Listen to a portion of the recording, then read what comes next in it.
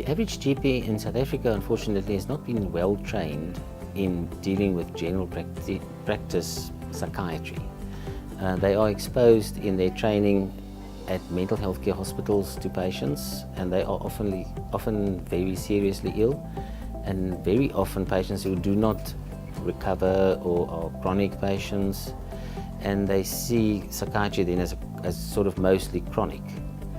But when they get to general practice and they see the amount of patients with depression, anxiety, those kinds of very common conditions, they realize they need to know a lot more about the conditions than they've actually been trained to do.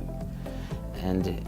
you can successfully then upskill GPs to treat these patients, because once they realize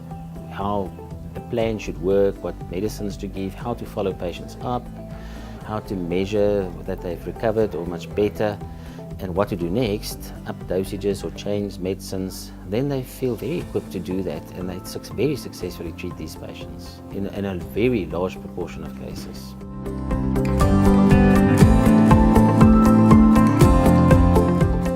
I think, again, if one would take a longitudinal view over time, I think it is getting easier for them to deal with it, and that GPs do so very successfully.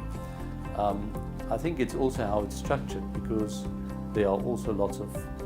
other professionals available in the primary care health arena that can join the GPs, and I'm thinking here specifically about clinical psychologists, so that they can form a team, and then the management of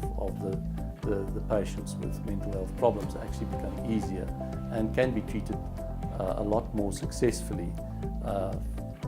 if people work together. But I think in terms of GPs, they still remain the first port of call. I mean, that is definitely so. A lot of referrals would come from them, either to specialists like psychiatrists or to clinical psychologists.